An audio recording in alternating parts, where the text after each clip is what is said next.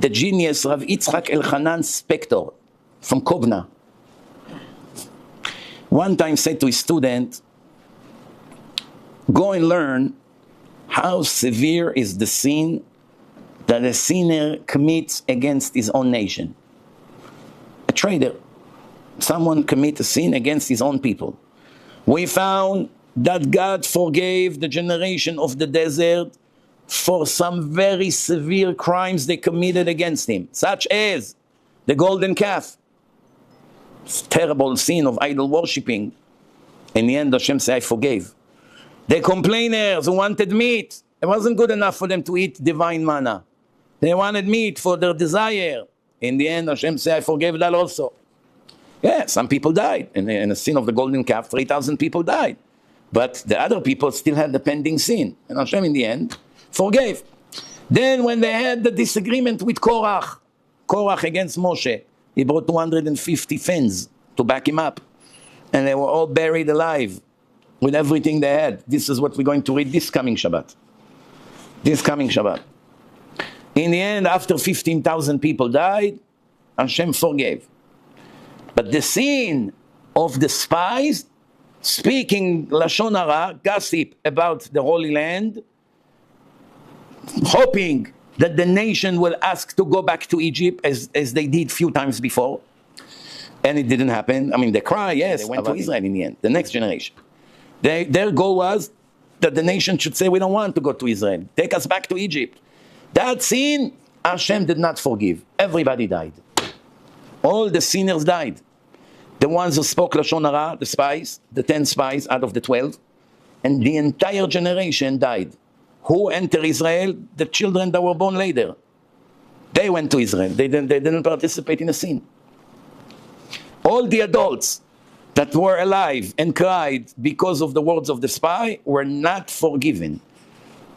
And where does it say it? Bamidbar hazeh iplu pigrechem. In this desert, your bodies will rot. That's what would happen. And also it's written in the parasha that we read on Shabbat, Ve'et hameraglim hemit b'mita meshuna. Verse 37. The spies died in an unusual form of death. Who cares how they died? Usual or not usual? Does it make a difference? There are many different ways to die, as you know. How many forms of death? The Gemara speaks about it. Who knows? How many ways of death? No? Not executions. There are 4 different executions in the Beit Din. Skila, Srefa, Ereg, Vechenek. I'm not talking about executions. I'm talking in life, in nature. There are many, many diseases and all kinds of problems. There are many ways to die. How many sicknesses kill a person? Today maybe we have modern names for them. Pandemic, this, that, COVID, cancer. But there are ways of death. How many? The Gemara say 903 sicknesses that kill a person. And which one of them is the worst? Ashkara. What's Ashkara? A person has a growth in his neck who keeps growing and growing, and every week it's a little bit harder to breathe. And harder. And today, you have oxygen, or they can make a hole, they can put a tube. Baruch Hashem, science advanced. I'm talking 2,000 years ago. Until a person is dying, but it takes a few days to choke. Because you get 5% oxygen. And you're dizzy. And it's very, very scary that the family see how a person is choking and there's nothing they can do about it. And when I used to be young, playing soccer in Israel, one of the players swallowed his tongue in the middle of the game. Did you know that there's a very common danger that a person in activity of sport or something like that, the tongue can slide into the throat? The tongue is much, much longer than what you see. What you see is, 5 inches, 6 inches altogether from what you can see, but it starts all the way in. If you pull out the whole tongue, it's very long. If you saw a tongue of a cow, you know what I'm talking about. What you see and what you eat, it's a whole different thing. And also, the deeper it is, the thicker it is. That's why Avraham Avinu slaughtered 3 different cows for the 3 Arabs. Well, each Arab has to eat a whole cow. 50 people cannot finish a cow. How much that Arab ate? And there was no refrigerators. So you got to finish the meat. You slaughter 3, each cow is more than a ton. Town is 2,200 pounds. After removing the bones and the skin and everything, you still have, I don't know, at least 1,000 pounds. Think about it. 1,000 pounds, more than 1,000 people cannot finish it. Why do you waste? It's bal tashchit. The Arabs cannot get ribs, cannot get the shoulder, cannot get different part of the cow. No. I want all of them to get the best part of the cow. What is it? The tongue. Why the tongue is the best part? Because it's soft like butter. Today when you cook it, you don't even need a knife. Cut it with your fork. If you like it, it's really the best. If you don't like it, it's nothing special. It's the pen. I guess in those days, it was the highlight of the steak. So then they ask, okay, why couldn't you just take one tongue and cut it to 3/3? It's pretty big. You don't need to kill 3 cows. Kill one, take the tongue, give it to the 3 Arabs, and the rest, give to all the servants. Free meat. Hey, everyone, it's your lucky day today. 3 Arabs showed up. Thanks to them, all of you will get free steaks and ribs today. What's the problem of taking one tongue and cutting it to 3/3? It's not the same. All the way, the piece that comes out is very thin. The piece inside is very thick. Completely different taste.